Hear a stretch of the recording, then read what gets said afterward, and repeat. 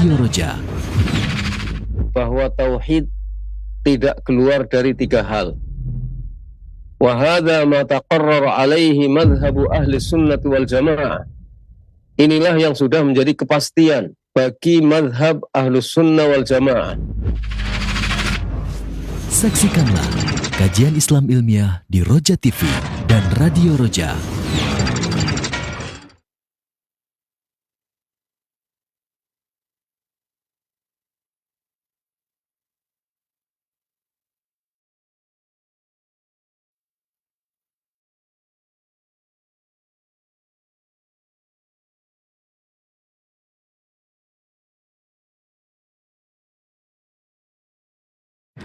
Bismillahirrahmanirrahim. Assalamualaikum warahmatullahi wabarakatuh. Alhamdulillahirabbil alamin wal akibatu lil muttaqin wala udwana illa 'alal zalimin. Shalawatullah salamuhu ala nabiyil mursalin nabiyina Muhammadin wa alihi wa sahbihi ajmain. Amma ba'd. Kaum muslimin, para pendengar dan juga pemirsa Roja, kita akan kembali simak dan ikuti bersama program kajian ilmiah di kesempatan malam hari ini dari pembahasan kitab Syarah Aqidah At-Tahawiyah dengan pembahasan kitab At-Ta'liqat Al-Mukhtasarah ala Matnil Aqidah At-Tahawiyah. Buah karya dari Syekh Dr. Shalih bin Fauzan Al-Fauzan. Kajian ini disiarkan secara langsung dan disampaikan oleh Ustadz Ahmad Faiz Asifuddin MA Hafizahullahu Ta'ala langsung dari studio Pondok Pesantren Imam Bukhari Karanganyar. Tentunya ada para pendengar maupun pemirsa dapat bertanya di sesi tanya jawab nanti melalui layanan telepon atau pesan singkat ke nomor 021-823-6543 021-823-6543. Baiklah para pendengar maupun pemirsa, berikut kita akan simak program kajian ataupun penyampaian materi, dan kepada Al-Ustadz yang sudah bersiap dan terhubung di kesempatan ini, kami persilahkan falyatafaddal mashkuran. Bismillahirrahmanirrahim. Assalamualaikum warahmatullahi wabarakatuh. Innal hamdalillah nahmaduhu wa nasta'inuhu wa nastaghfiruh wa na'udzu billahi min shururi anfusina wa min sayyiati a'malina. May yahdihillahu fala mudilla lahu wa may yudlil fala hadiya lahu. Asyhadu an la ilaha illallah wahdahu la syarika lahu wa asyhadu anna Muhammadan 'abduhu wa rasuluh sallallahu alaihi wa ala alihi wa sahbihi ajma'in. Amma ba'd.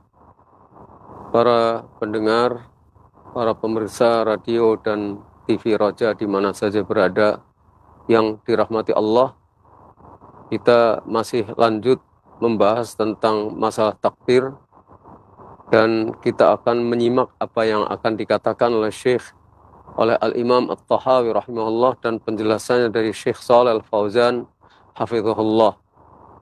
Masalah yang di sini dengan penomoran 112,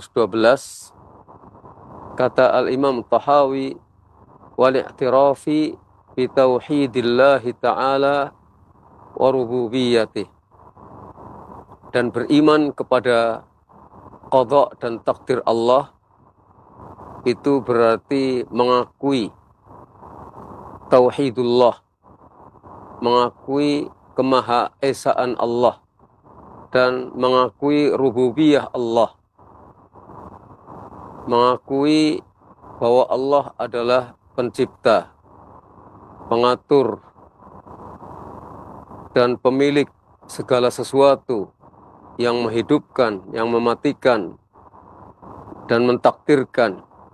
Kama qala ta'ala, sebagaimana Allah Ta'ala berfirman fi kitabihi, di dalam kitabnya, surah Al-Furqan ayat 2. Wa khalaqa kulla syai'in faqaddarahu taqdira, dan Allah menciptakan segala sesuatu faqaddarahu taqdira, maka Allah menetapkan takdirnya dengan satu ketetapan takdir. Wa qala ta'ala, Allah juga berfirman dalam ayat yang lain,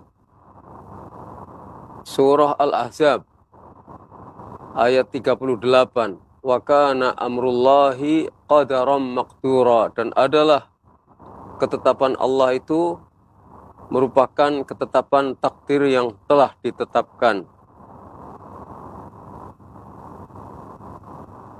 Kata Syekh Shalih Al-Fauzan hafizahullah menjelaskan tentang perkataan Al-Imam At-Tahawi, al-iman bil qada wal qadar, beriman kepada qada dan takdir Allah, yadkhul fi tauhidir rububiyah, masuk dalam tauhid rububiyah. Jadi mengimani takdir Allah itu masuk dalam beriman kepada tauhid rububiyah. Kenapa demikian? Li'annahu min af'alillahi jalla wa ala, karena itu termasuk perbuatan Allah, ketetapan takdir, bahwa Allah menetapkan takdirnya, itu termasuk perbuatan Allah jalla wa ala. Berarti orang yang beriman kepada takdir Allah, dia beriman kepada tauhid rububiyah. Faman jahadal qada wal qadar lam yakun mu'minan bi tauhidir rububiyah. Maka barang siapa yang mengingkari ketetapan takdir Allah, maka dia bukanlah orang yang beriman terhadap tauhid rububiyah. Wa khalaqa kulla syai'in faqaddarahu taqdira. Sebagaimana sudah dikemukakan di muka, dan Allah menciptakan segala sesuatu, maka Allah menetapkan ketetapan takdirnya. Wa kana amrullahi qadaran maqdura. Dan adalah ketetapan Allah itu adalah suatu ketetapan yang pasti berlaku, yang sudah merupakan ketetapan takdir yang pasti berlaku. Dalam ayat lain, surah Al-Qamar ayat 49, Allah berfirman, inna kulla syai'in khalaqnahu biqadar. Sesungguhnya kami terhadap segala sesuatu, kami ciptakan ia dengan takdir. Hadhil ayat ats-tsalath ma'a ghairiha minal ayat tadullu 'alal iman bil qada wal qadar. Ayat-ayat yang tiga ini, di samping ayat-ayat yang lainnya, menunjukkan keharusan untuk beriman kepada qada dan qadar Allah. Ma asaba min musibatin illa biiznillah. Tidak ada satu musibah yang menimpa kecuali itu semuanya berdasarkan izin Allah. Maksudnya izin di sini adalah ketetapan takdir Allah. Tidak ada satu musibah pun yang menimpa kecuali sudah dengan ketetapan takdir Allah. Dalam surah At-Taghabun ayat 11. Dalam ayat yang lain, Al-Hadid ayat 22, Allah berfirman, ma asaba min musibatin fil ardi wala fi anfusikum illa fi kitab.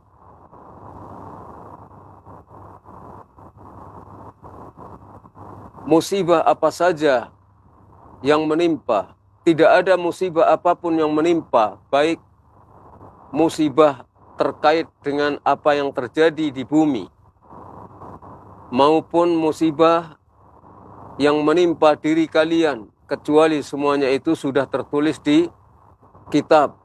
Yang dimaksudkan kitab di sini adalah Al-Lauh Al-Mahfuz, kecuali semuanya itu sudah tertulis dan ditetapkan di dalam Al-Lauhul Mahfuz.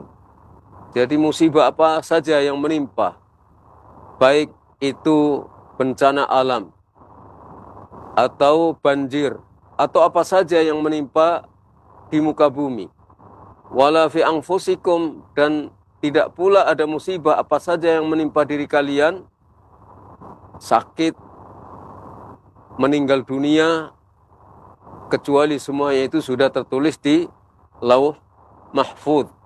Jadi ini harus diimani. Kata Al-Imam Tahawi rahimahullah berikutnya, fawailun liman sara lillahi ta'ala fil qadari khasima.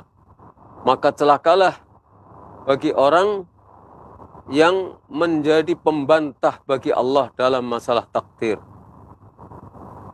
Celakalah bagi orang yang menjadi pembantah bagi Allah di dalam masalah takdir. Alladhi yadkhulu fi umuril qada wa yushakkik fihi khasimun lillah. Kata Syekh Shalal Fauzan, orang yang memasuki urusan-urusan takdir, urusan-urusan ketetapan Allah, maksudnya mencampuri apa yang bukan menjadi urusannya, lalu mendalam-dalamkan permasalahan terkait dengan masalah takdir dan membuat keraguan-raguan di dalamnya, menimbulkan keraguan-raguan kepada manusia atau kepada diri sendiri tentang masalah takdir, itu berarti adalah khasimun lillah. Dia menjadi pembantah, menjadi orang yang menentang bagi Allah Subhanahu wa taala. Wala yasihhu al-imanu illa bil imani bil qada'i wal qadari bi maratibihil arba'. Tidak akan menjadi benar keimanan kecuali dengan mengimani al-qada' wal qadar. Tapi mengimani al-qada' wal qadar dengan mengimani 4 peringkat tentang beriman kepada qada' dan takdir. Jadi tidak akan benar keimanan seorang terhadap al-qada' wal qadar, tidak akan benar keimanan seseorang kecuali dengan beriman kepada al-qada' wal qadar. Tapi beriman kepada al-qada' wal qadar harus mengimani 4 peringkat dalam beriman kepada al-qada' wal qadar.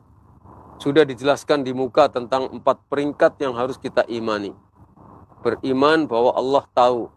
Beriman bahwa Allah menuliskan segenap takdir makhluk di Lauh Mahfuz. Beriman bahwa Allah berkehendak. Dan kehendak Allah itu pasti terjadi ketika Allah menghendaki. Yang keempat, beriman bahwa Allah pasti akan menciptakan dan akan mengadakan sesuatu yang Allah kehendaki. Hasaba ma ja'a fil kitab was sunnah. Sesuai dengan apa yang sudah dijelaskan di dalam kitabullah dan sunnah Nabi SAW. Wala tatadakhal fis su'alat wal iskalat wasyukuki wal auham. Engkau jangan ikut campur dalam pembahasan tentang pertanyaan-pertanyaan yang mendalam, pertanyaan-pertanyaan yang jelimet tentang masalah takdir. Wal iskalat, juga tentang permasalahan yang rumit tentang takdir. Wasyukuk, dan tentang keraguan-raguan. Dan juga tentang prasangka-prasangka. Jangan masuk ke dalam, jangan ikut campur dalam masalah-masalah ini. Kenapa? Fa inna hadza ma'nahu mukhasamah fa inna hadza ma'nahu mukhasamatullahi azza wa jalla. Karena ini berarti melakukan pembangkangan dan pembantahan terhadap Allah azza wa jalla. Falladzina tadakhalu fil qada' wal qadar lam yatawassalu ila syai'. Maka orang-orang yang ikut campur dalam masalah ketetapan takdir Allah atau berusaha ingin ikut campur dalam ketetapan-ketetapan Allah, maka mereka tidak akan sampai kepada apa-apa. Bal waqa'u fi hayratin wattirabin wa ifsadin lil aqidah. Bahkan mereka akan terjerumus dalam kebingungan, akan terjerumus dalam kegoncangan, kegalauan, dan terjerumus dalam merusak akidah. Jadi itu dijelaskan oleh Al-Imam Tahawi. Celaka bagi orang yang menjadi penentang, pembantah bagi Allah dalam masalah takdir. Wa ahdhara lin-nadhari fihi qalban saqima, dan dia membawa hati yang sakit untuk terus melakukan penyelidikan tentang takdir. Membawa hati yang sakit untuk terus menyelami masalah takdir. Karena apa? Fa umurul qada wal qadar wa syu'unullah azza wa jalla la yudrikuhan nazar wat tafkiru wal aqlu. Urusan-urusan al-qada wal qadar dan urusan-urusan yang menjadi urusannya Allah itu tidak akan bisa dimengerti oleh penyelidikan, tidak akan bisa dimengerti oleh pemikiran dan akal manusia. Apa yang menjadi urusan-urusan qada dan qadar, rahasia-rahasianya tidak bisa dimengerti dengan penyelidikan secara jelimet atau pemikiran-pemikiran dan akal pikiran manusia.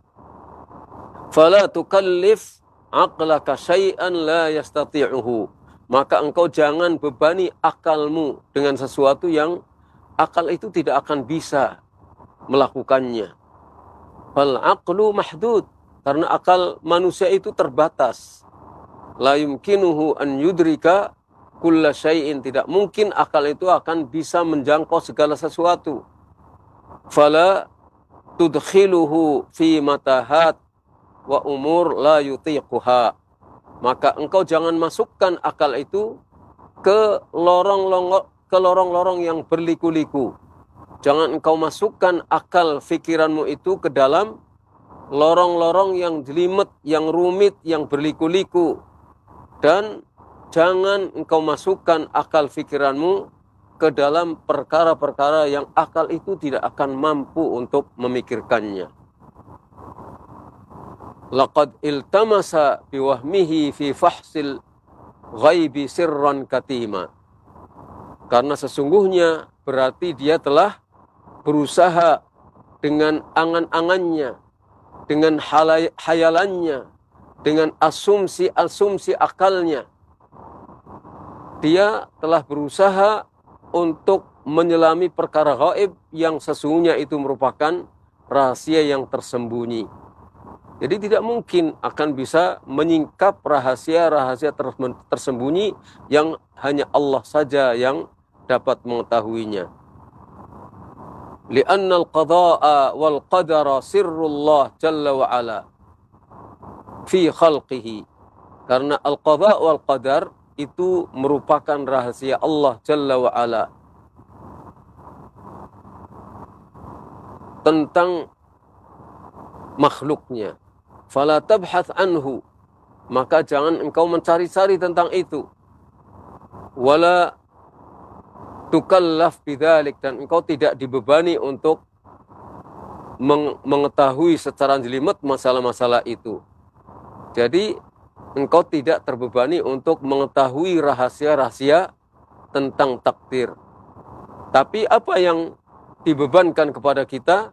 Innama kullifta bil amali wat ta'ah wal imtithal. Tetapi engkau diberi beban untuk beramal, diberi beban untuk taat dan melaksanakan perintah.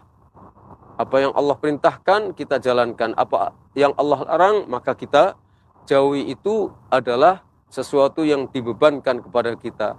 Adapun mengetahui rahasia takdir, maka kita tidak dibebani dengan masalah itu. Oleh karena itu kita jangan membebani diri dengan berusaha menyelami rahasia-rahasia itu yang itu tidak akan ada gunanya. Bahkan seseorang akan menjadi semakin jauh ketika semakin menyelami atau berusaha menyelami masalah-masalah takdir.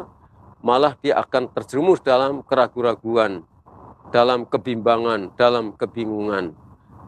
Maka yang harus kita lakukan adalah apa yang kita diberi kewajiban untuk melaksanakannya, yaitu beramal, taat, dan menjalankan apa yang Allah perintahkan, menjauhi apa yang Allah larang.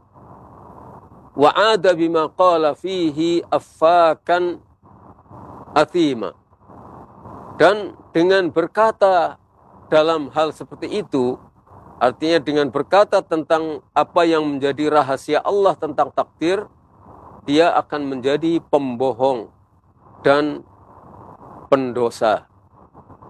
Jadi dengan berkata tentang hal yang bukan menjadi urusannya tentang takdir, dia justru akan menjadi pembohong. Karena apa yang dikatakannya tidak benar, akan menjadi pendosa.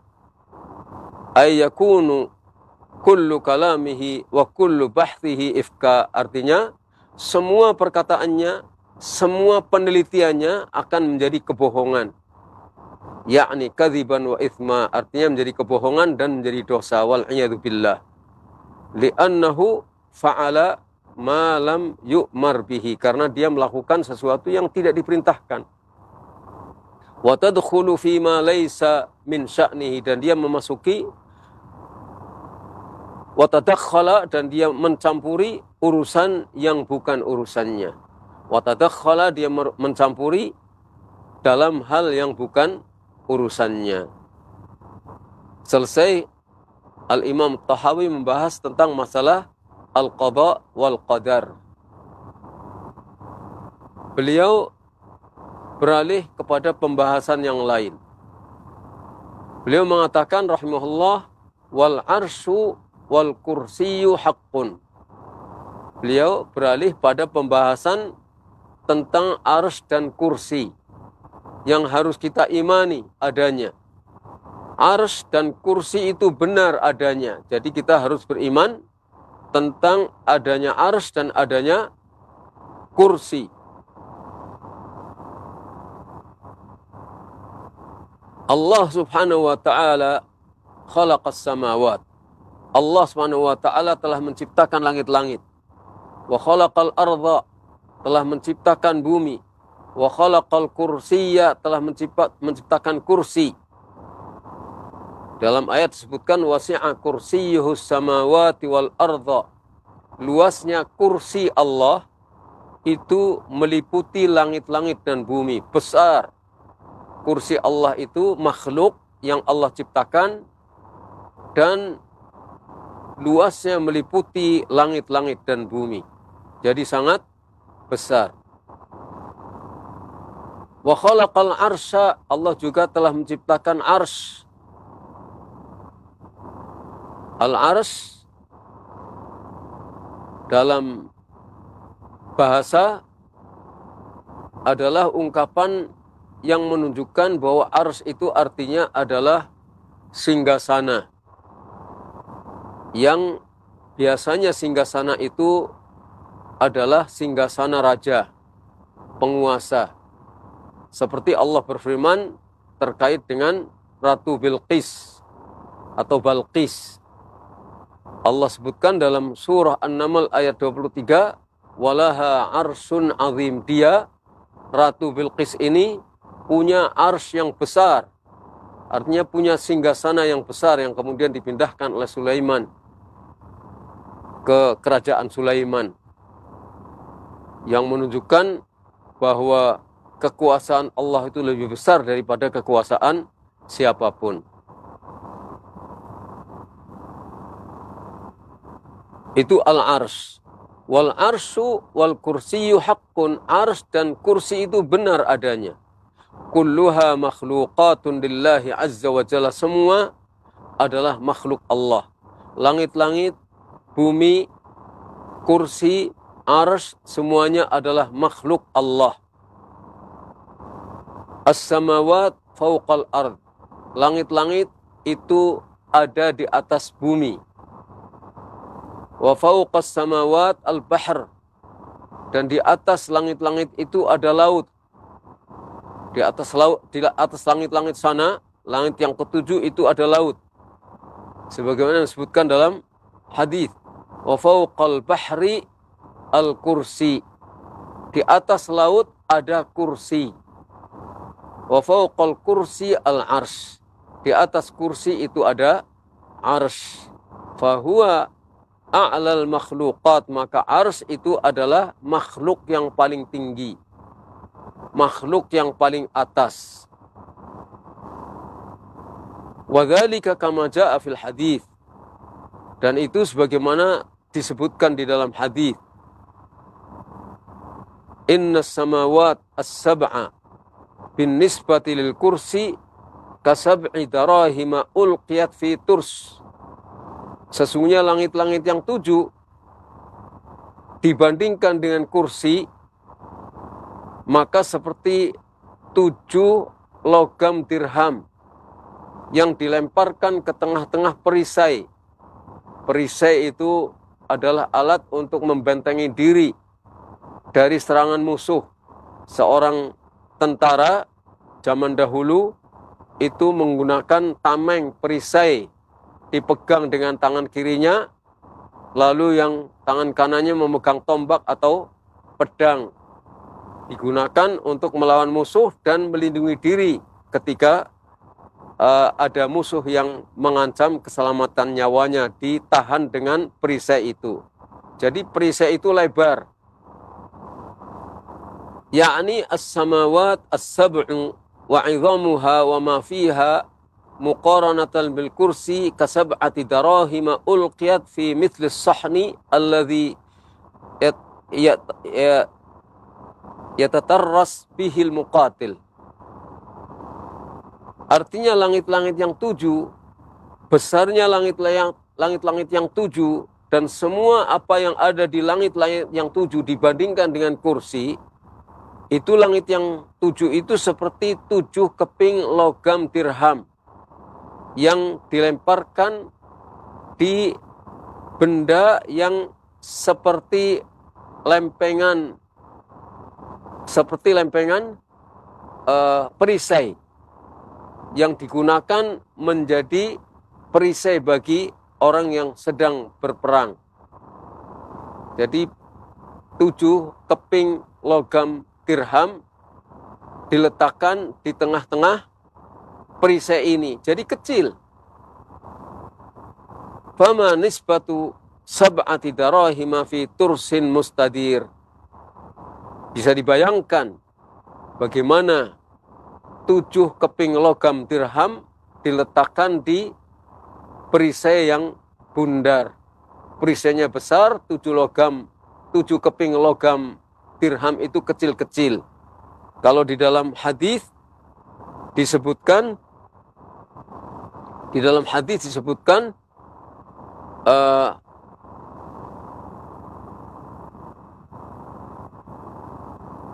mas samawatu sab'u fil kursi illa ka halqatin mulqatin bi ardhin falat.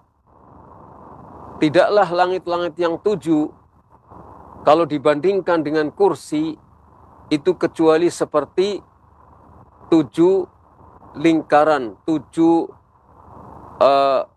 benda yang bentuknya lingkaran seperti gelang. 7 gelang yang melingkar dilemparkan ke tengah-tengah tanah yang luas lapang. Ke tengah-tengah tanah yang luas lapang, itu dalam hadis yang sahih.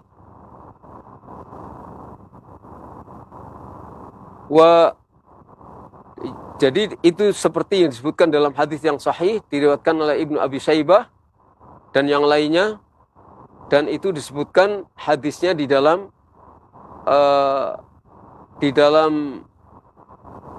catatan kaki dari Syekh Al-Albani ketika memberikan komentar, memberikan catatan tentang Syarah Al-Aqidah At-Tahawiyah yang disusun oleh Al-Imam Ibnu Abil Izz Al-Hanafi.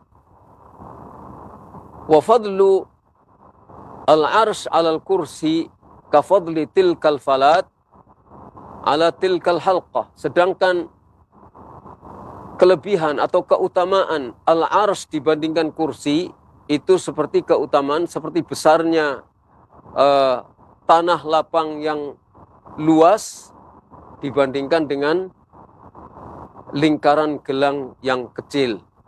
Jadi 'arsy dibandingkan dengan kursi jauh lebih besar. Kursi seperti gelang yang dilempar di tengah padang Sahara yang luas. Sedangkan langit-langit dan bumi, sedangkan langit-langit dengan seluruh isinya ketika dibandingkan dengan kursi itu laksana gelang yang 7 biji yang diletakkan di tengah-tengah tanah yang sangat luas. Jadi kursi itu sangat besar, kemudian di atas kursi itu ada 'arsy, dan 'arsy itu jauh lebih besar daripada kursi. Itu menunjukkan bahwa makhluk-makhluk yang besar ini luar biasa besarnya. dan Allah ada di atas arsy, menunjukkan betapa besar, betapa maha agung, betapa maha luar biasanya Allah Subhanahu wa ta'ala. Jadi demikian yang dijelaskan terkait dengan masalah al-arsy wal kursi.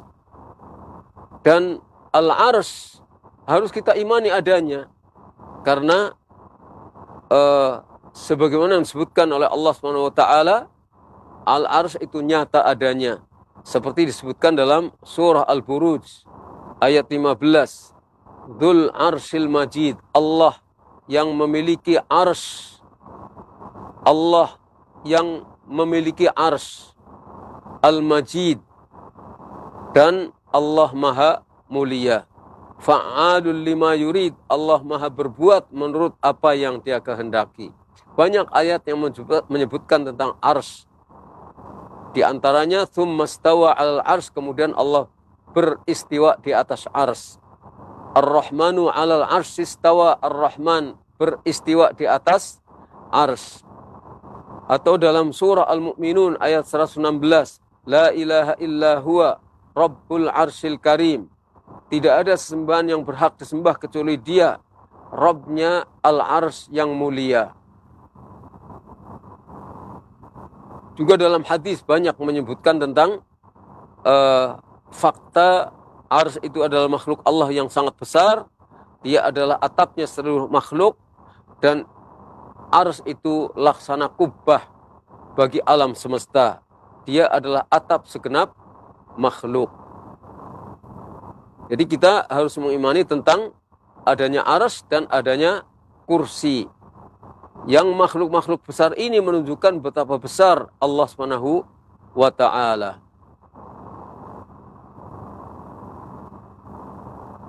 Wasi'a kursiyuhus samawati wal ard. Kursi Allah itu luasnya meliputi langit-langit dan bumi. Itu menunjukkan kursi sangat besar. Wal arsyu a'zam minal kursi, sedangkan arsy jauh lebih besar daripada al-kursi. Fal kursi bin nisbati ilal arsy kahalqatin mulqatin fi ardhin falah. Kursi dibandingkan dengan arsy itu seperti halqah, seperti gelang yang dilemparkan di tanah lapang yang sangat luas. Kama jaa fil hadits, sebagaimana disebutkan dalam hadis, falau ulqiyat halqah fi ardhin wasi'ah fama nisbatuha ila hadhil falat la syai'. Artinya itu sudah disebutkan dalam hadis yang kita sudah singgung sebagian dari hadis itu. Falau ulqiyat halqatun, andai kata ada satu gelang, lingkaran gelang kecil dilemparkan ke tengah-tengah tanah lapang yang sangat luas, kita tidak bisa membayangkan betapa besarnya tanah lapang itu. Sedangkan gelang itu sangat kecil. Dan kursi dibandingkan dengan arsy itu sangat kecil. Dan arsy sangat besar. Dan Allah ada di atas arsy. Hadhihi makhluqatun azimatun wa wasi'atun.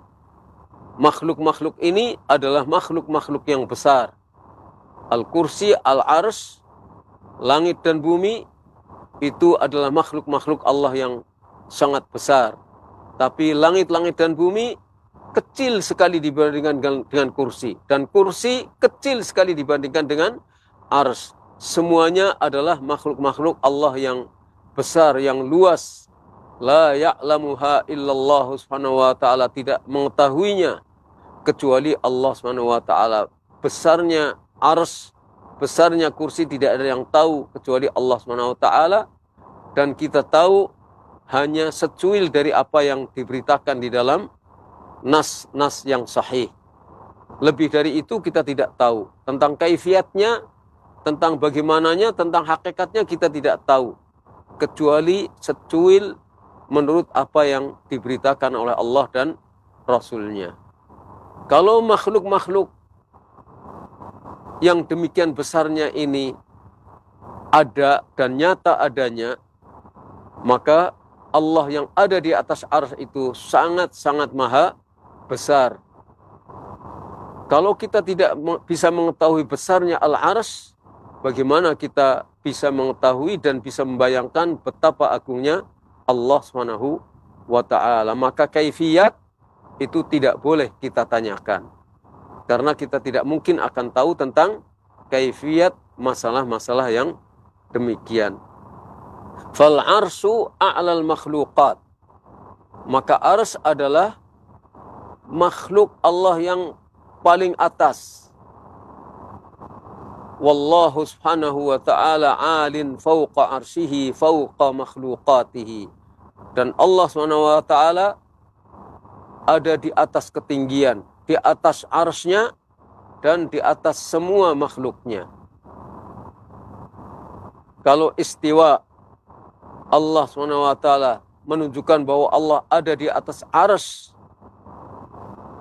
secara khusus, tapi Allah maha tinggi di atas seluruh makhluknya secara mutlak.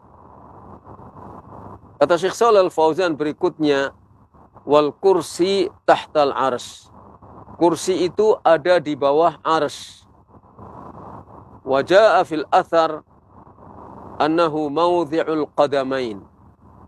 Telah ada penjelasan dalam athar dari Ibnu Abbas, dan athar ini sahih dari Ibnu Abbas, annahu mawdhi'ul qadamain, bahwa kursi itu adalah tempat dua telapak kaki.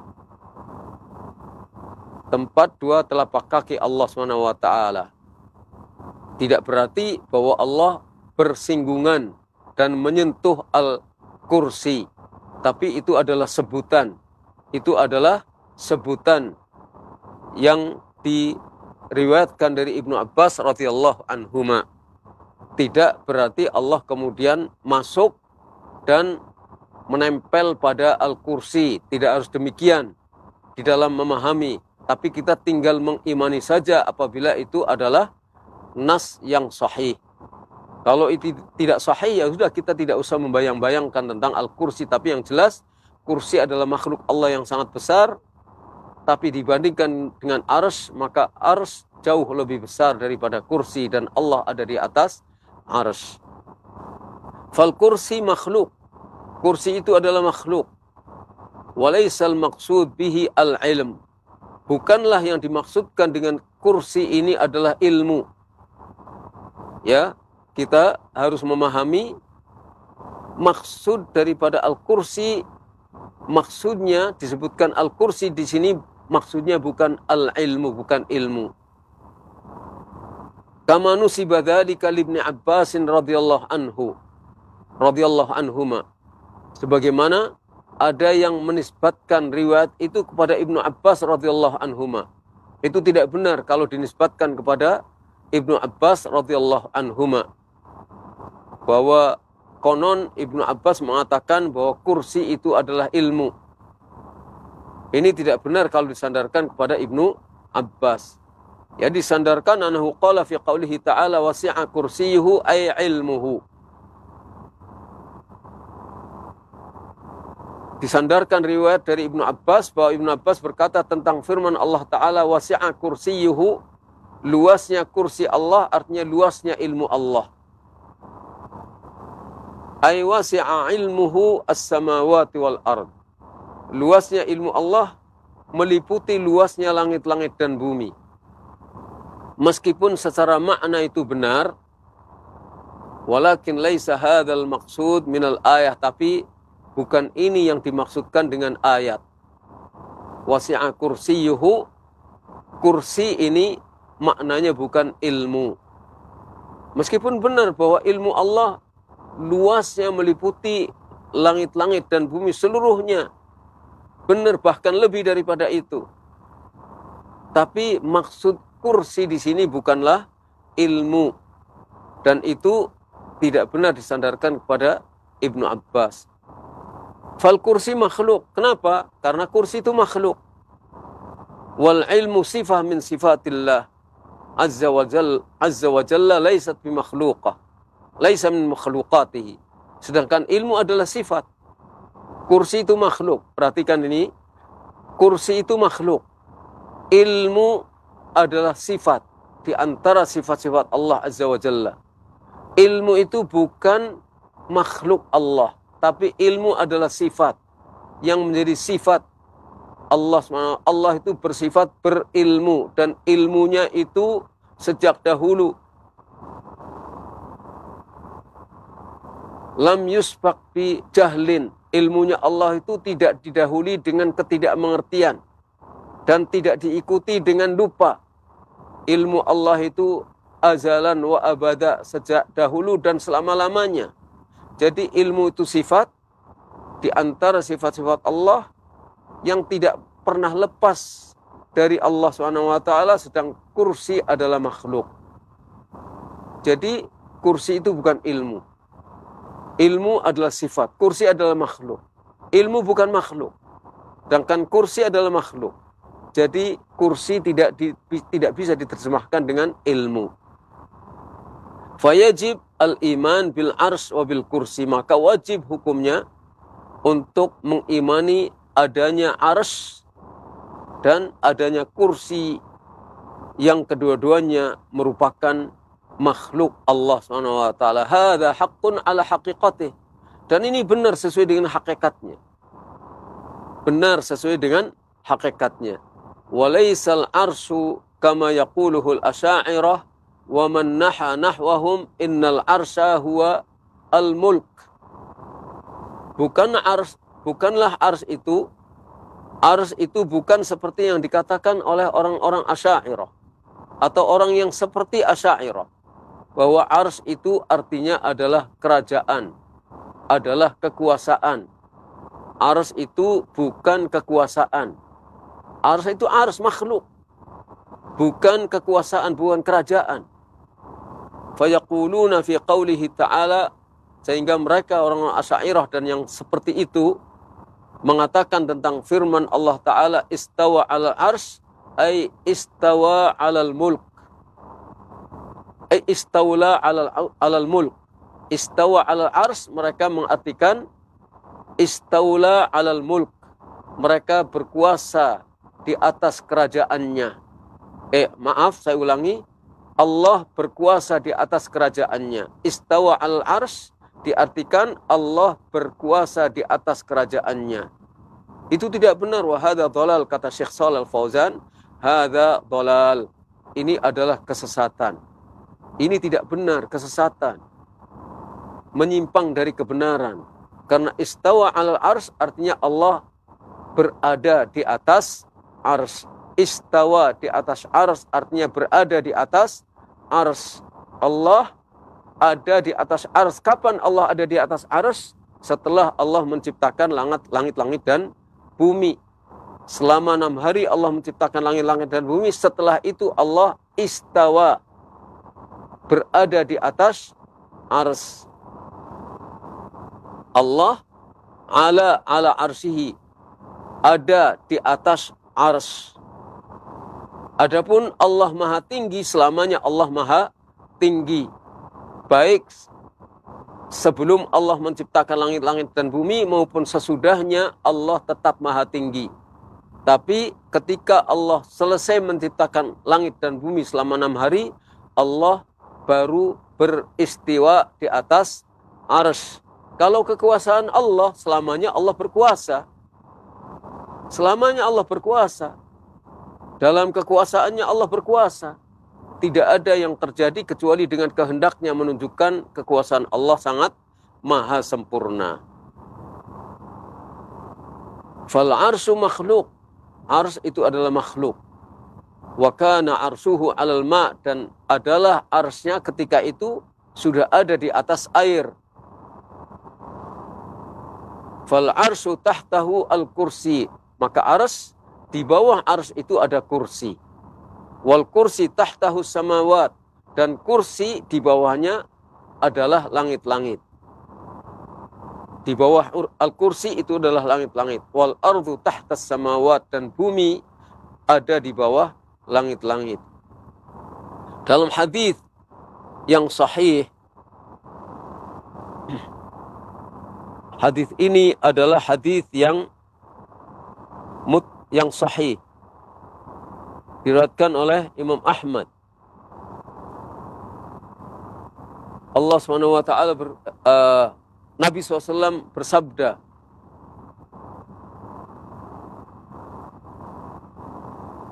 فَإِذَا سَأَلْتُمُ اللَّهَ الْجَنَّةَ فَاسْأَلُوهُ الْفِرْدَوْسَ الْأَعْلَى.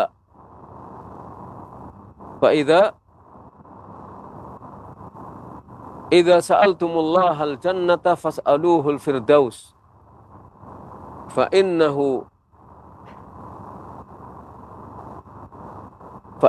أَوْسَطُ الْجَنَّةِ وَأَعْلَى الْجَنَّةِ وَفَوْقَهُ عَرْشُ الرَّحْمَنِ. Apabila engkau meminta kepada Allah surga, mintalah kepada Allah al-firdaus al-a'la. Firdaus yang tinggi, surga Allah yang paling atas. Fa innahu wasatul jannah, karena al-firdaus itu adalah di pusatnya surga. Wa a'lal jannah, dan di surga yang paling atas. Kemudian di atasnya ada Arsyur Rahman. Di dalam hadis yang diriwayatkan oleh Al-Imam Ahmad dan yang lain-lainnya. Di sini disebutkan, diriwayatkan oleh Al-Bukhari.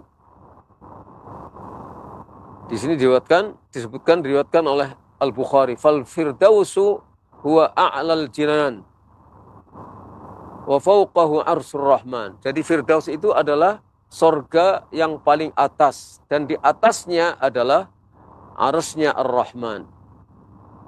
Fa arshuhu makhluqun, maka ars Allah itu adalah makhluk. Walahu hamalah, dan ars itu punya pemikul-pemikulnya. Jadi ada yang memikul ars.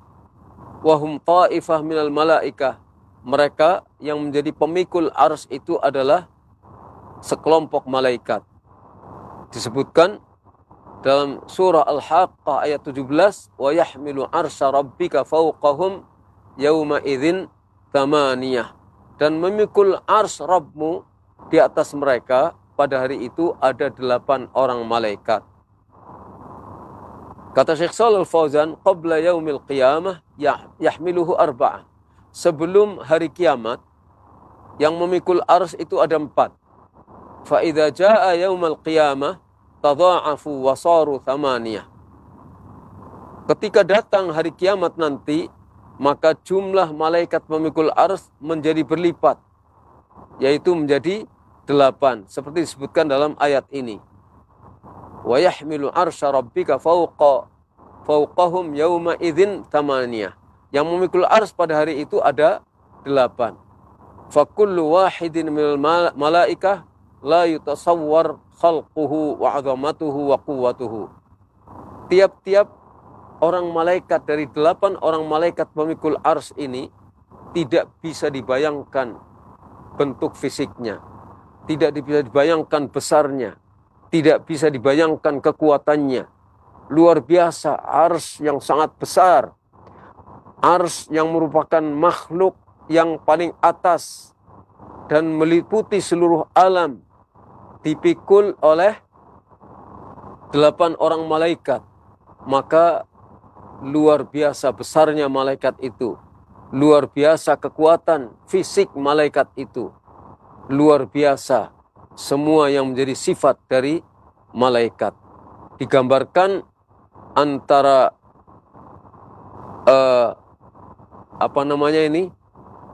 sahmatul udhun, ini kuping yang paling bawah itu dengan pundaknya perjalanan 700 tahun. Saking besarnya malaikat itu. Dalam hadis yang disebutkan, hadisnya sahih, wallahu a'lam bissawab. Jadi itu adalah ars. Dan ars itu punya kaki-kaki. Ars itu punya kaki-kaki.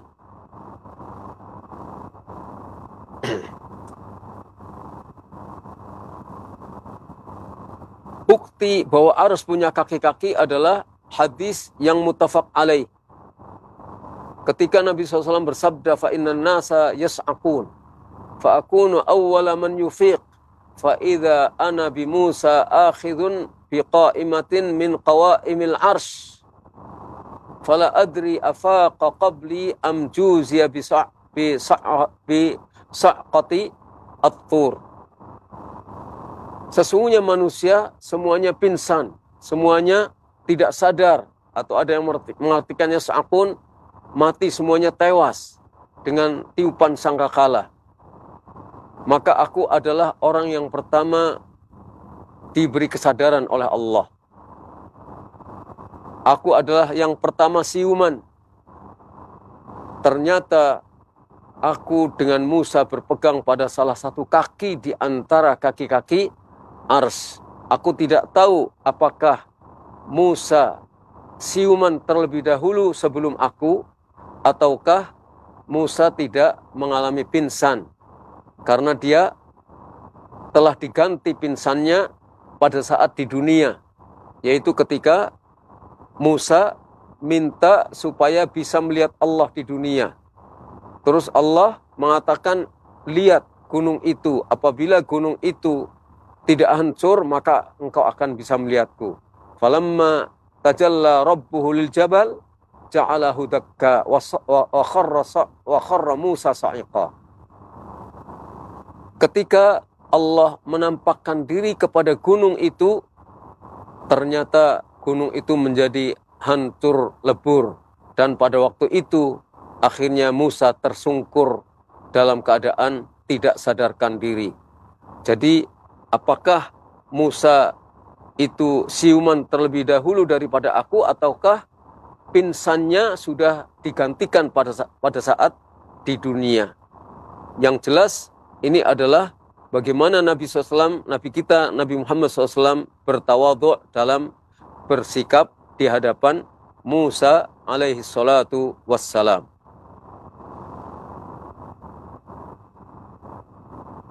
Jadi kalau itu adalah Arsy punya kaki-kaki, hal yuqal idza qila innal arsya huwal malik, idza qila innal arsya huwal mulk, innal mulku tahmiluhul malaikah, innal mulka tahmiluhul malaikah. Apakah mungkin dikatakan, apakah mungkin bisa untuk dikatakan jika Arsy itu artinya adalah kerajaan, adalah kekuasaan? Apakah mungkin dikatakan bahwa kerajaan ini atau kekuasaan ini dipikul oleh para malaikat? Sedangkan Arsy itu punya kaki-kaki. Kerajaan bagaimana disebutkan punya qawaim? Dan kerajaan bagaimana dipikul kerajaan itu? Kalau kekuasaan itu adalah sesuatu yang merupakan sesuatu yang abstrak, kekuasaan yang bukan berbentuk fisik. Sedangkan Arsy adalah makhluk yang jelas merupakan fisik yang ada kaki-kakinya, dan itu dipikul oleh malaikat. Jadi tidak benar kalau misalnya Al-Arsy diartikan sebagai kekuasaan, dan tidak benar kalau istawa diartikan dengan istaula, karena kalau itu diartikan istaula berkuasa, maka Allah maha berkuasa terhadap seluruh makhluknya dalam kekuasaannya sejak dulu hingga sampai kapanpun juga. Adapun istawa, Allah beristawa di atas Arsy setelah Allah menciptakan langit-langit dan bumi selama 6 hari.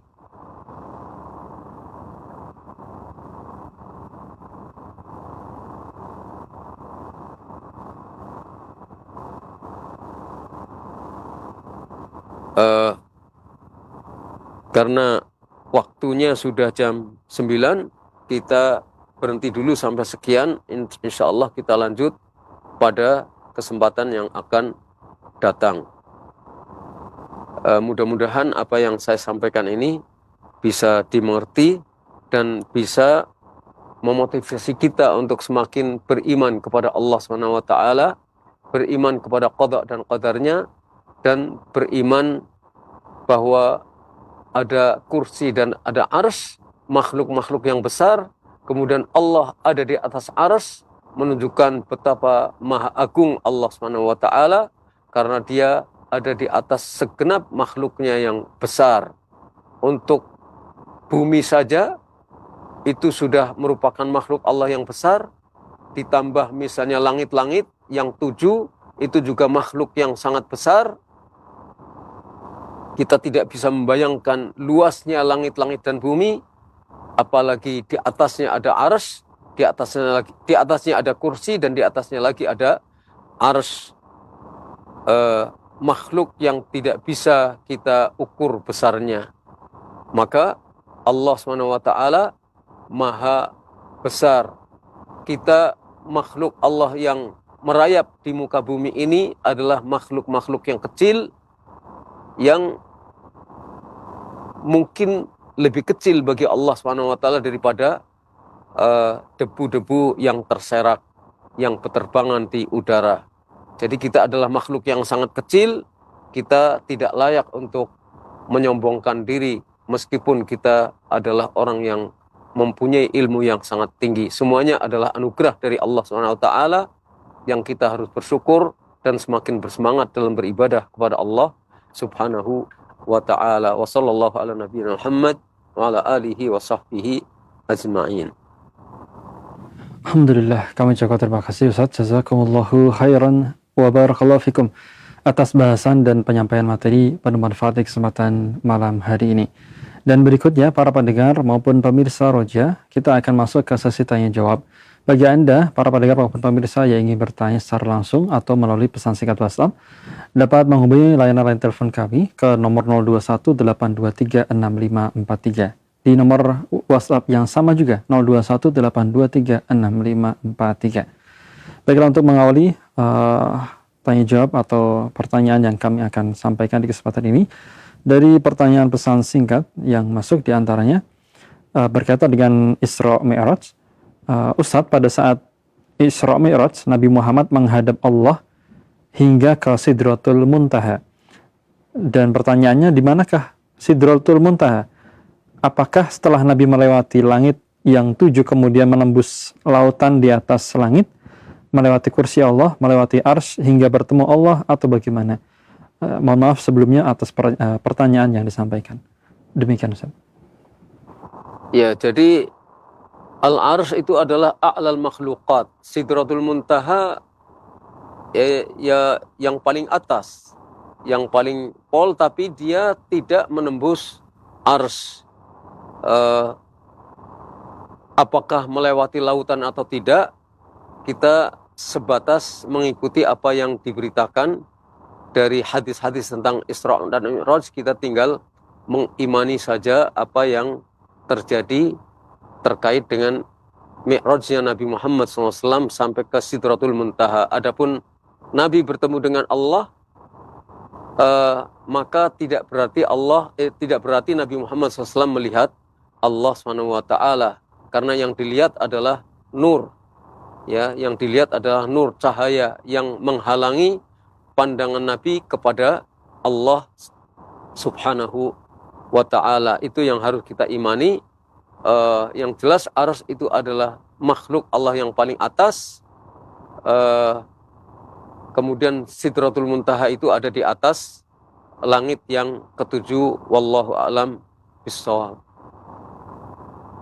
Baik, saya terima kasih atas jawaban dan juga nasihat yang telah disampaikan. Semoga bermanfaat untuk kaum muslimin yang bertanya ataupun para pendengar maupun pemirsa yang lainnya. Masih di layanan pesan singkat.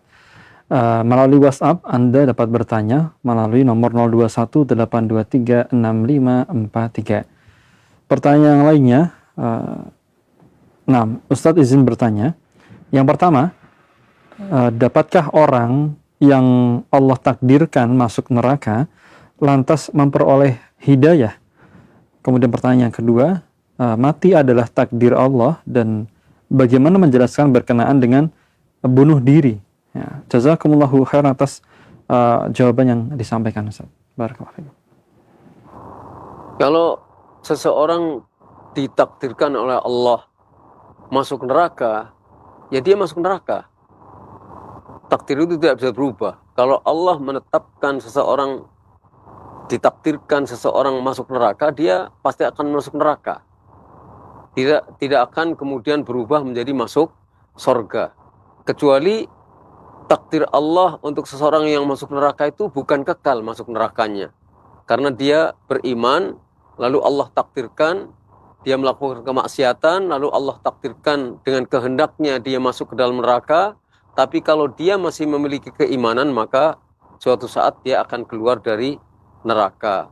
Artinya takdir akhirnya dia akan lepas dari neraka. Tapi kalau takdir akhirnya dia kekal di dalam neraka, itu tidak akan bisa berubah. Seperti hadis Ibnu Mas'ud tentang seseorang yang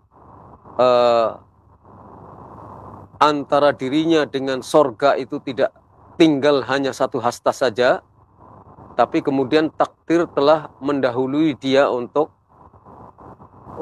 dia menjadi penghuni neraka. Maka pada akhir hayatnya dia akan menjadi orang yang kufur dan melakukan tindakan ahli neraka, akhirnya masuk neraka. Sebaliknya ada orang yang selama hidupnya dia selalu melakukan pekerjaan ahli neraka, tapi di penghujung hidupnya ketika antara neraka dengan dirinya tinggal satu hasta lagi, ternyata Allah sudah mentakdirkan sebelumnya, jauh sebelumnya, untuk dia masuk surga.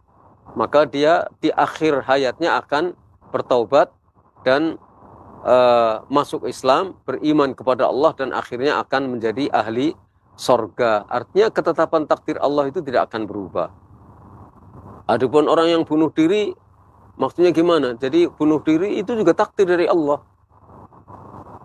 Sudah diketahui. Yang harus kita fahami tentang takdir ini adalah bahwa Allah sudah tahu. Sudah tahu Allah. Kemudian Allah tuliskan takdirnya di Lauh Mahfuz. Dan tulisan itu sudah kering, tidak akan berubah. Dan tulisan itu yang ditulis di Lauh Mahfuz itu berdasarkan pengetahuan Allah. Terus Allah pasti akan menghendaki kejadiannya. Ketika Allah menghendaki kejadiannya, pasti Allah akan mengadakan kejadian itu. Misalnya bunuh diri. Sudah tertulis di Lauh Mahfuz. Mengapa sudah tertulis? Karena Allah sudah tahu bahwa dia akan bunuh diri. Kapan Allah tahu? Sejak dulu Allah tahu. Sejak dulu Allah tahu. Kemudian dituliskan, kapan menuliskannya? 50.000 tahun sebelum Allah menciptakan langit-langit dan bumi. Artinya jauh sebelum orang itu lahir. Jauh sebelum orang yang menjadi pelaku bunuh diri itu lahir. Karena Allah menuliskan takdir orang ini akan mati bunuh diri misalnya 50.000 tahun sebelum Allah menciptakan langit-langit dan bumi. Ketika Allah sudah tuliskan dia akan mati bunuh diri, pasti Allah akan menghendaki kejadian itu. Lalu Allah akan mengadakan kejadian itu. Di tahun sekian, sekian, sekian. Hari ini, sebabnya ini. Semuanya sudah dituliskan oleh Allah SWT. Itu sudah dengan takdir. Jadi kalau orang bunuh diri itu maksudnya bukan mendahului takdir. Memang takdirnya seperti itu. Bukan mendahului takdir. Itu takdirnya seperti itu. Wallahu a'lam bishawab. Baik Ustaz, terima kasih atas jawabannya telah disampaikan. Dan berikutnya bagi Anda para pendengar maupun pemirsa yang ingin bertanya secara langsung, kami akan berikan kesempatan untuk Anda melalui nomor 0218236543. Kita coba angkat. Nah, bagi para pendengar maupun pemirsa yang ingin bertanya secara langsung di malam hari ini. Ya, halo. Nah, sudah ada yang masuk? Baik, terputus. Pertanyaan dari pesan singkat yang lainnya kita akan pilihkan dari beberapa pertanyaan yang masuk. Apakah benar, seorang yang bertanya, apakah benar kita akan ditanya di akhirat nanti karena belum berhaji atau umroh, sedangkan kita memiliki harta, atau belum membantu saudara-saudara kita di Palestina, sedangkan kita adalah orang yang memiliki harta? Apakah hanya kalimat motivasi agar orang-orang lebih peduli dan juga tergerak untuk beramal? Demikian Ustaz.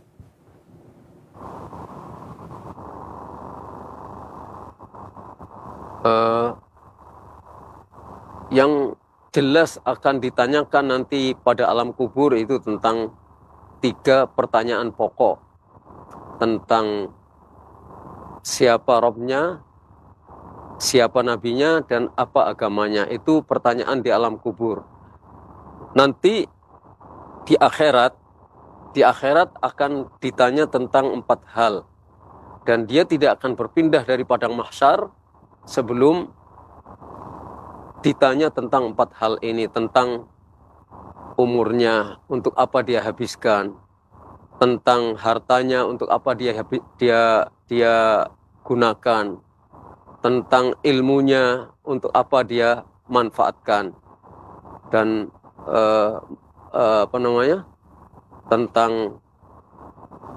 tentang ilmunya, terus kemudian tentang hartanya, tentang umurnya, tentang fisiknya,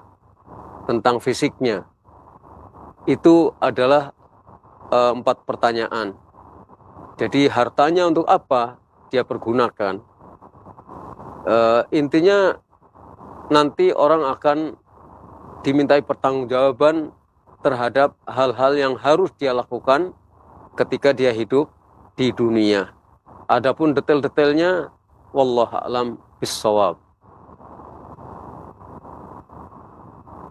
Ya, terima kasih atas jawaban yang telah disampaikan Ustaz. Barakallahu fikum.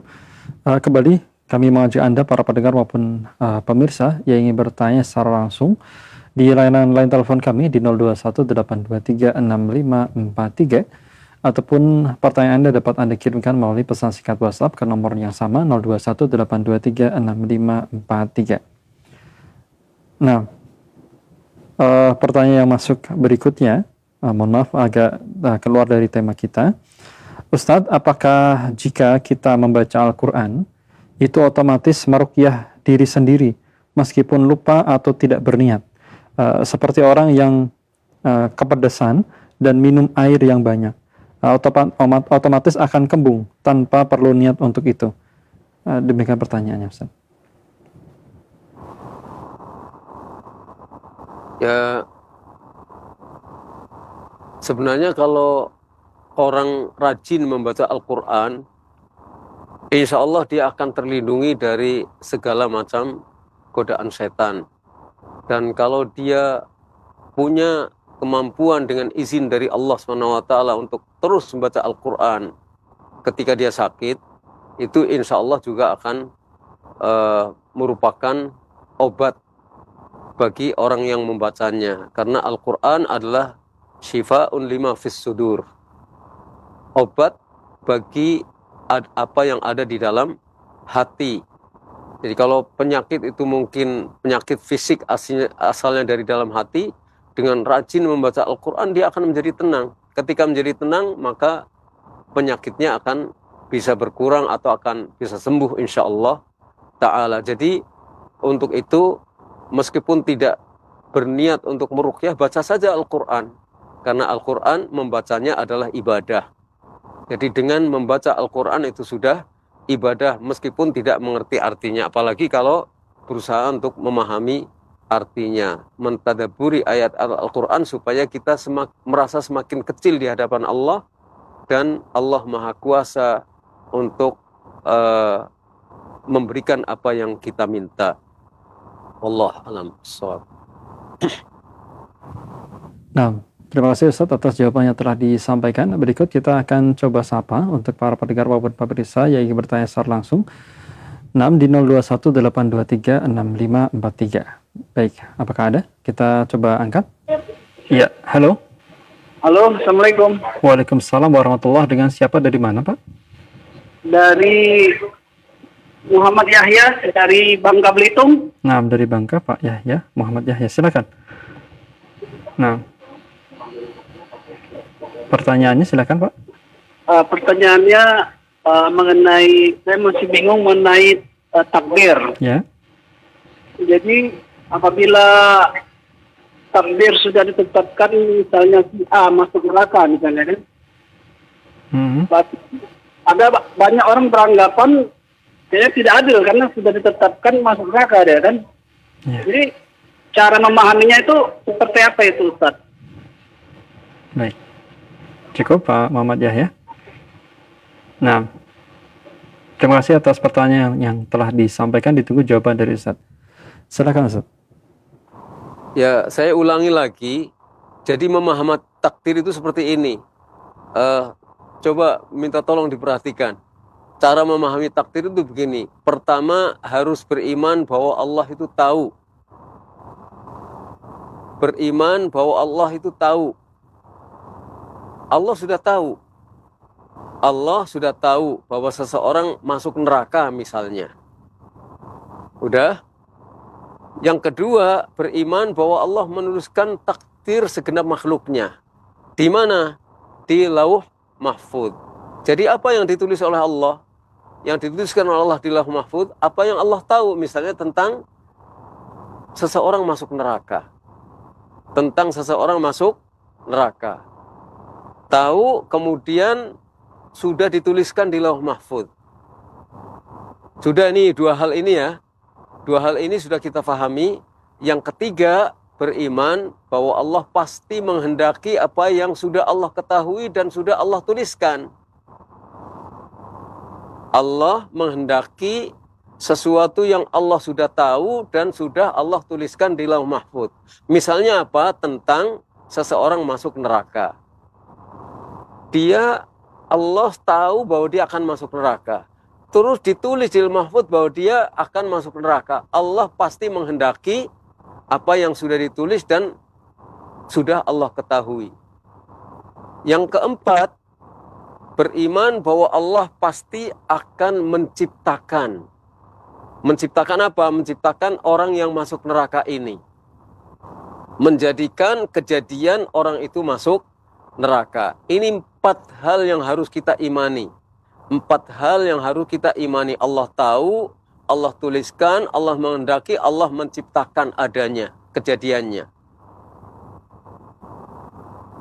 Itu adil nggak kayak gitu itu? Allah tahu kok. Bukan Allah memaksakan kehendaknya, meskipun Allah berhak untuk memaksakan kehendaknya. Tapi Allah tidak pernah zalim. Kepada makhluknya tidak pernah zalim pada hambanya.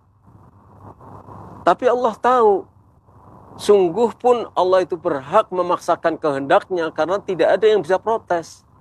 Karena dia adalah penguasa tunggal satu-satunya yang tidak bisa dilawan. Allah berkehendak apa saja nggak bisa protes orang. Mengatakan tidak adil nggak bisa. Padahal ini bukan ketidakadilan Allah. Ini karena Allah sudah tahu, kemudian sudah ditulis di Lauh Mahfuz, kemudian Allah kehendaki kejadiannya dan Allah menciptakan kejadiannya. Itu saja, itu masalah takdir. Ya, itu adalah masalah takdir. Kenapa Allah kemudian memerintahkan orang yang telah ditakdirkan masuk neraka, Allah perintahkan untuk beriman. Allah perintahkan untuk beribadah. Ini sebagai iqamatul hujjah alaih. Untuk menegakkan hujjah pada orang itu. Supaya orang itu nanti di hari kiamat tidak mengatakan, ya Allah, saya tidak pernah mendengar ada nabi, ada rasul yang memerintahkan saya supaya beriman, supaya beribadah. Dan jadi saya tidak tahu menahu, saya tidak tahu bahwa saya diperintahkan untuk beriman, untuk beribadah. Akhirnya melakukan kekufuran dan lain sebagainya. Dia tidak punya alasan itu lagi karena Allah sudah memerintahkan melalui rasul-rasulnya atau melalui para pewaris rasul-rasul Allah. Jadi minta tolong dipahami, sekali lagi saya ulangi, dalam memahami masalah takdir, yang pertama harus mengimani bahwa Allah itu tahu. Yang kedua, mengimani bahwa Allah telah menuliskan takdir ini. Yang ketiga, Allah menghendaki. Yang keempat, Allah menciptakan kejadiannya. Kenapa Allah menciptakan kejadiannya? Karena Allah menghendaki. Mengapa Allah menghendaki? Karena sudah ditulis. Mengapa sudah ditulis? Karena Allah tahu. Allah sudah tahu, gimana lagi? Allah sudah tahu kejadiannya. Allah perintahkan orang itu untuk beriman sebagai iqamatul hujjah alaih, untuk menegakkan hujjah supaya dia tidak punya alasan lagi nanti di hari kiamat di hadapan Allah, ya Allah saya tidak tahu menahu kok saya dimasukkan neraka. Jadi supaya dia tidak punya alasan, tidak punya argumentasi, tidak bisa berkelit. Nggak ada Rasul yang mengingatkan saya untuk sholat, untuk iman, untuk ibadah, kok tahu-tahu saya dimasukkan neraka. Jadi Allah tidak akan memasukkan ke dalam neraka orang yang belum pernah sampai hujjah kepada dia. Jadi Allah tidak akan menyiksa seseorang dengan neraka sebelum Allah menyampaikan hujjah kepada dia. Ya, sebelum Allah menyampaikan hujjah, artinya sudah ada yang memerintahkan dia, ada Rasul. Sekarang itu lewat internet juga bisa baca, lewat berbagai macam media yang ada itu orang udah sampai dakwah kepada dia. Jadi orang nanti tidak punya alasan lagi untuk berkelit di hadapan Allah. Itu mengapa Allah memerintahkan orang untuk beribadah. Meskipun Allah sudah tahu apakah dia masuk surga atau dia masuk neraka. Mudah-mudahan ini bisa difahami dan kita jangan protes terhadap takdir Allah. Kita tinggal hanya mengimani karena takdir itu rahasia Allah SWT. Sekali lagi, takdir itu rahasia Allah SWT. Kita tinggal mengimani, kemudian kita tidak diberi beban untuk menelisik, untuk menyelidik terlalu jauh tentang rahasia takdir ini. Sudah, beriman saja. Terus yang kita ketahui apa? Yang kita ketahui adalah kita diberi kewajiban untuk beribadah kepada Allah, untuk beriman dengan benar, untuk beribadah dengan benar, mengikuti Rasulullah SAW. Itu saja yang kita dibebani. Untuk mengetahui dan menelisik lebih jauh tentang urusan-urusan takdir, tentang rahasia takdir itu kita tidak diberi kewajiban untuk menyelami hal-hal begitu, karena itu adalah rahasia Allah SWT. Allah a'lam bishawab. Baik, terima kasih Ustadz atas jawabannya telah disampaikan. Bagi pendengar maupun pemirsa, semoga apa yang telah disampaikan dari jawaban tersebut dapat kita pahami. Dan berikutnya masih di layar telepon untuk Anda para pendengar maupun pemirsa Roja yang ingin bertanya secara langsung melalui nomor 021 823 65543. Baik, kita coba sapa kembali. Silakan. Bagi Anda yang ingin terhubung dan bertanya secara langsung di kesempatan malam hari ini melalui line telepon 021-823-6543. Baik, sudah ada yang masuk. Silakan Pak, dengan siapa, dari mana? Ya, halo. Assalamualaikum warahmatullahi wabarakatuh. Waalaikumsalam warahmatullahi. Dengan siapa ini? Halo, assalamualaikum warahmatullahi wabarakatuh. Iya, silakan Pak. Dengan siapa? Ya, saya dengan Yusran di Ciputat. Ya, di Ciputat ya. Silakan Pak. Pak Yusran. Ya, Pak Yusran. Silakan ke pertanyaannya Pak Yus. Ini berkaitan dengan pertanyaannya ini Pak Ustaz. Ini berkaitan dengan kita mendapatkan hidayah itu.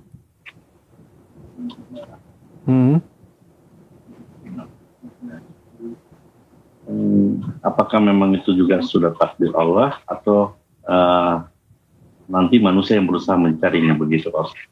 Baik. Cukup pertanyaannya.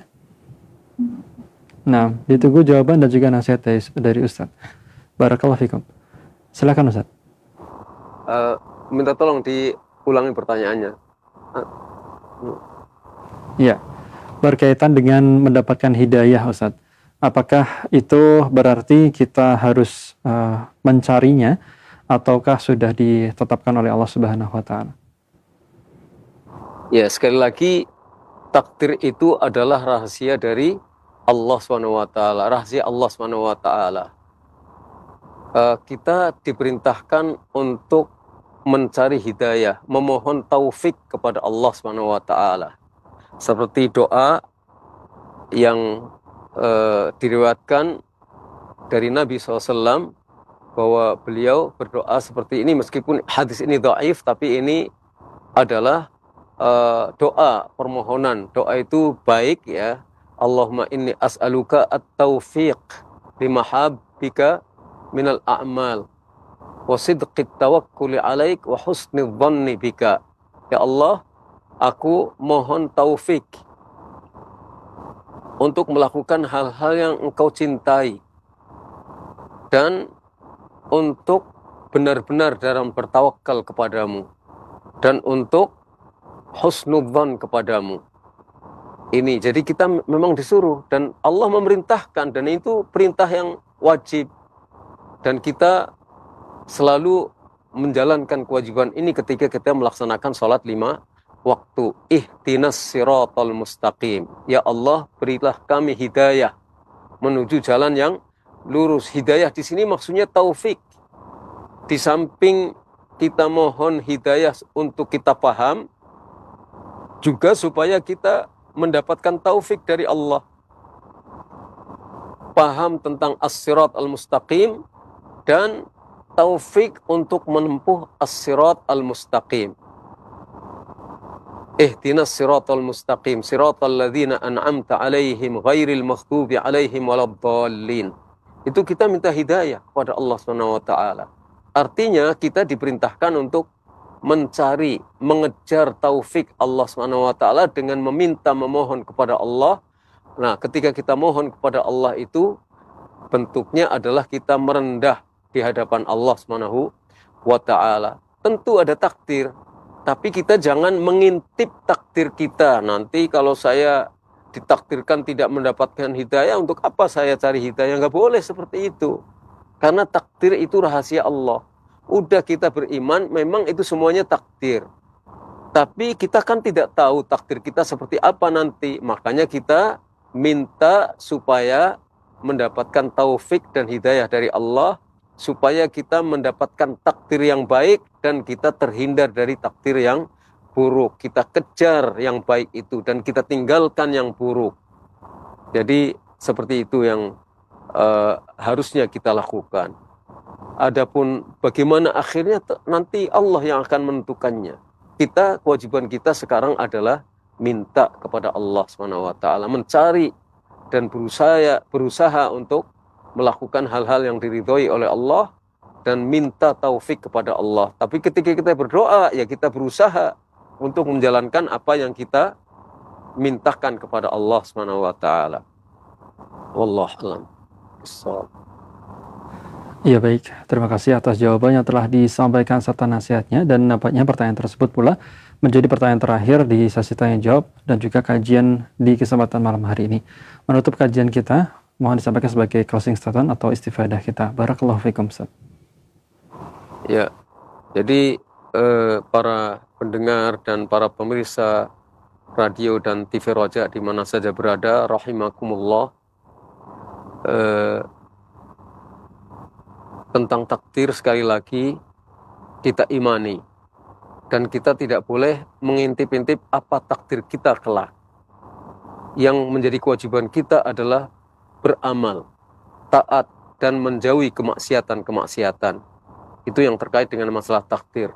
Kemudian yang terkait dengan masalah arsy dan kursi, kita perlu ta'ammul, kita perlu menghayati betapa langit-langit dan bumi itu adalah makhluk Allah yang besar, dan kita adalah bagaikan butiran-butiran debu yang tidak ada artinya.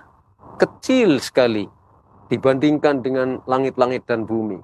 Sedangkan langit-langit yang 7 itu sangat kecil dibandingkan dengan kursi Allah SWT. Dan kursi Allah itu kecil dibandingkan dengan arsy-Nya Allah. Ibarat gelang yang dilemparkan di tengah padang Sahara. Kemudian Allah ada di atas ars. Allah di atas semua makhluknya. Berarti Allah sangat-sangat maha besar. Maka Allah itu maha mengetahui segala apa yang kita lakukan. Allah maha berkuasa atas segala apa yang Dia kehendaki. Maka kita harus merendah di hadapan Allah SWT, tidak boleh menyombongkan diri, dan tidak boleh kemudian merasa diri kita besar tanpa pertolongan Allah SWT. Tanpa pertolongan Allah kita tidak akan bisa berbuat apa-apa. La haula wa la quwata illa billah. Ini yang bisa saya sampaikan. Marilah kita senantiasa tawadhu, merendahkan diri di hadapan Allah SWT, sujud kita kepada Allah SWT pada saat-saat kita harus sujud, rukuk pada saat kita harus rukuk, dan kita selalu berdoa kepada Allah supaya Allah senantiasa memberikan taufik kepada kita, dan kita mohon agar kita menjadi orang-orang yang husnul khatimah. Wa sallallahu ala nabiyina Muhammad wa ala alihi wa sahbihi ajma'in. Tidak lupa saya sampaikan terima kasih kepada radio dan TV Roja. Jazakumullahu khairan wa jazahumullahu khairan wa sallallahu ala nabiyina Muhammad wa ala alihi wa sahbihi ajma'in. Baik Ustaz, kami juga ucapkan terima kasih. Jazakumullahu khairan wa barakallahu fikum atas ilmu yang bermanfaat yang telah disampaikan. Semoga Allah Subhanahu wa taala senantiasa menjaga Ustaz beserta keluarga. Berikut pula juga dapat berjumpa dalam program kajian ilmiah di waktu dan kesempatan berikutnya. Terima kasih pula untuk para ikhwah yang turut membantu terselenggaranya program kajian di kesempatan malam hari ini. Maka demikianlah para pendengar maupun pemirsa Roja, pembahasan kita dari kitab Syarah Aqidah At-Tahawiyah, pembahasan kitab At-Ta'liqat Al-Mukhtasarah ala Matanil Aqidah At-Tahawiyah, buah karya dari Syekh Dr. Shaleh Fauzan. Dan kajian ini disampaikan secara langsung dari studio Pondok Pesantren Imam Bukhari Karanganyar oleh Ustadz Ahmad Faiz Asifuddin MA Hafidahullah Ta'ala. Semoga apa yang telah kita simak memberikan manfaat dan tambahan ilmu, tentunya ilmu yang kita dapatkan dapat kita amalkan dalam kehidupan kita. Terima kasih atas kebersamaan Anda. Kami pun undur diri. Selamat menyaksikan program acara selanjutnya. Wassallallahu ala nabiyina Muhammadin wa alihi wa sahbihi wasallam. Assalamualaikum warahmatullahi wabarakatuh.